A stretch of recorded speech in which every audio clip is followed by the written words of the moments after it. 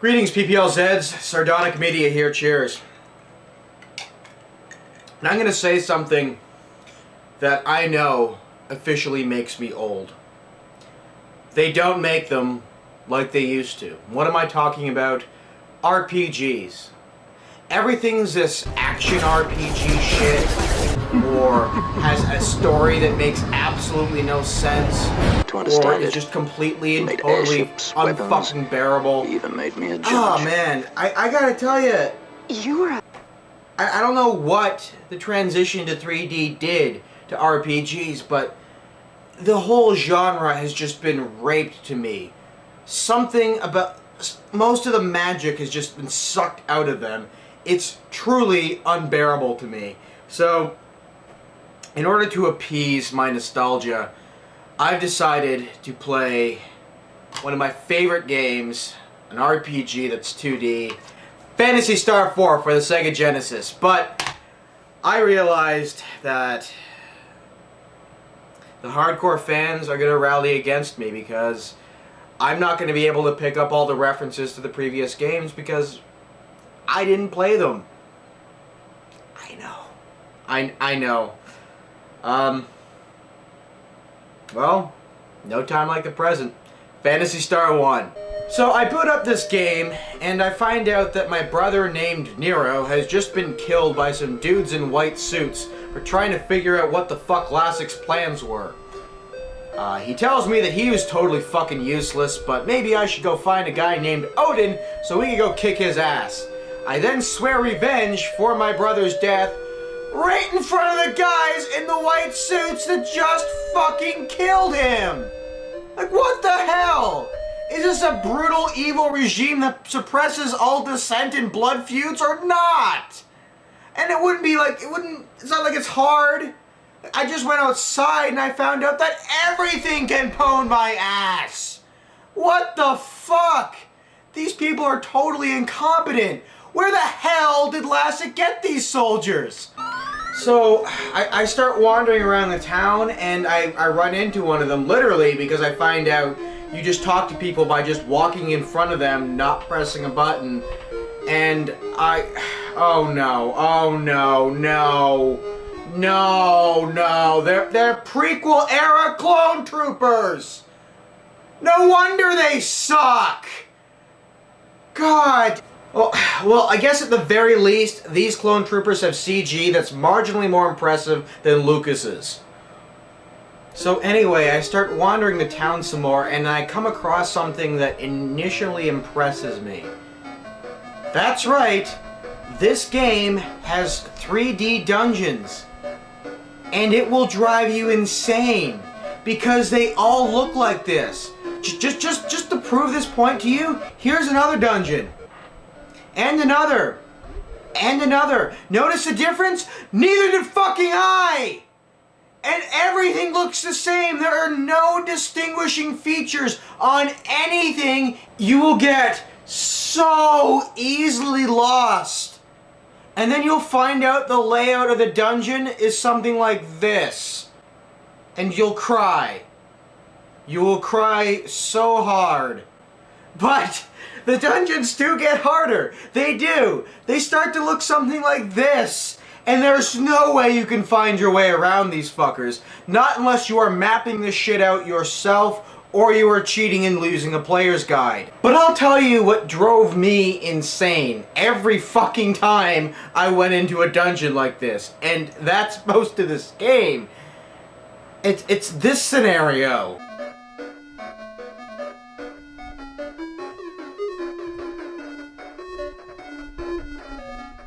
Got that? You got the layout of this place yet? Let me show you that again.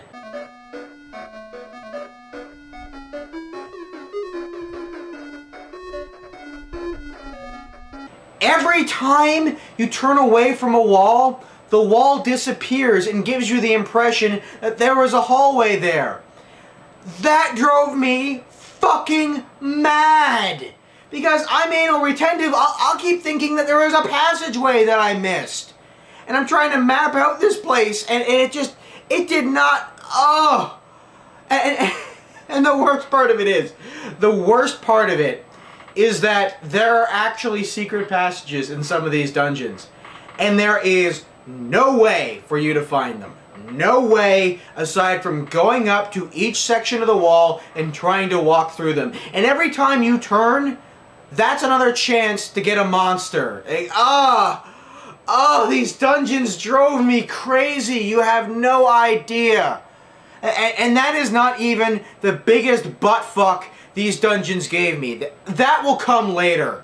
So anyway, I guess I should talk about the story here. Well, as far as I can tell, this is the story. You start in this town, and you wander into some guy's house, and you find out your brother was like stashing his pot at his house, and he gives you his pot, and he thinks it'll help you on your adventure.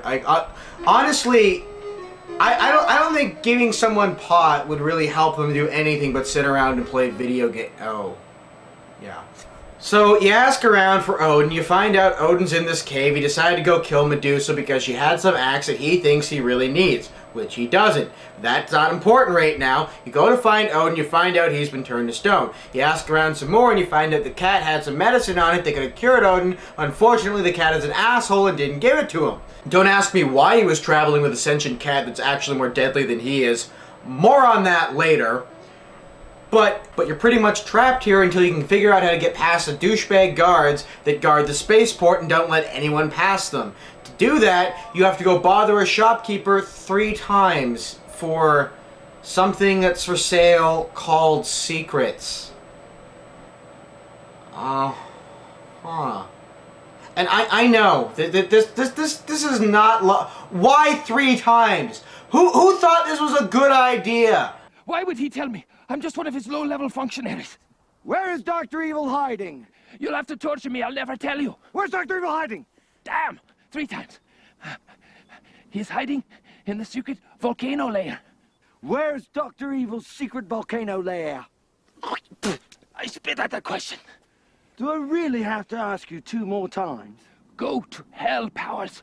So after harassing the shopkeeper, you get yourself a road pass, you can get past the clone trooper that you could totally pwn by now. You buy yourself a passport, jump on a spaceship, and go to another planet. And I actually have to admit, I'm impressed. I think this has got to be the first game I've ever been aware of that's done space travel well. And in fact, I think the whole modern feeling to this game is done really, really well. And I'm aware that some of these towns look like they're beat to shit. That's the point. The king is supposed to be an evil tyrant that's fucking up. So, I've been ragging on this game to this point, but in all honesty, I do like this game. Moving on. So anyway, you get to this asshole armpit of a village and you find out some shopkeeper is willing to sell you this talking cat for $1 billion. $1 billion. Who has $1 billion just hanging around? What? What? How would you fit that in your fucking wallet? That's insanity, sir. But apparently the guy is just like a really huge stoner and like his dealer left town or something. So he's willing to like trade you your pot for the cat, and you give him the pot, and then you find out the cat actually does talk and is a person, which kind of implies that this is a form of cat slavery. Anyway, you find out that even though this cat is an RPG character and can pwn like 12 people at once, maybe not at once, but you know, can pwn legions upon legions of bad guys, that much like my grandmother, it can no longer open jars. Interesting. So that's why he didn't heal Odin right there on the spot, and no comment as to why the cat has not also been turned to stone. So anyway, you fly back to your home planet, give Odin his cat medicine, heal his useless ass so now he's a real boy again, and then you have to go find something else to do. Okay. See, this is an example of how this game really kind of slows down and doesn't give you a whole lot of direction. So anyway, you fly back to the podunk town and you ask the mayor what his political persuasions are, and he tells you that he's totally down with treason. Yes, when a 15-year-old girl, a talking cat, and a jarhead show up at his office, he tells you the best thing to do is to overthrow the government, even though stormtroopers kill people randomly for looking into the situation. Like, And at any rate, he tells you to go search out some guy named Noah, who is hiding out in some fucking dungeon somewhere. But apparently he tells the 15-year-old girl, the sentient cat, and the retarded jarhead that they should have a sleepover first. And you get attacked by the succubus. And there's really no point to this at all. You'll lose the fight, but that doesn't advance the plot at all. That doesn't change anything. You can win, but that's still not going to change anything. You can level up to the point where you kick this thing's ass, but it doesn't help. Like, the only way I can interpret this scene is if he's teabagging her, and this is in her sleep, and this is how she's interpreting the situation through a dream. I've said this before, and I'll say this again. There is something fucking wrong with the Japanese. Yeah, it's the Japanese. That's the problem. Moving on. Anyways, you find Noah, who's considerably more androgynous than the spoony one, and he's like, yeah, I'm not really doing anything. Just hiding in a dungeon filled with monsters alone. Now, this might impress you somewhat, but here's the thing. So many people hide in dungeons alone with monsters. Hey, how do they get food? How do they poop? I don't see a bathroom in there. Do they have to battle the hordes of the undead and dragons and demons just to take a piss? What?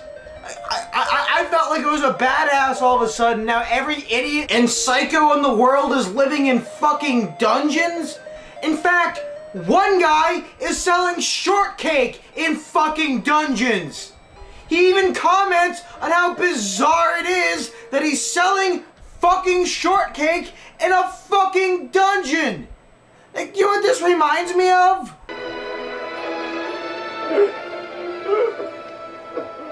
She is. There she is, the world's first convenience store. This isn't very convenient. Must you dump on everything we do? Yes! Yes, I must! And if I can dump just a little bit more, here's the bizarre thing about the party structure. The usefulness and badassedness of your party is, in descending order, a cat, a 15-year-old girl, a jarhead named Odin, and a wizard. Fail!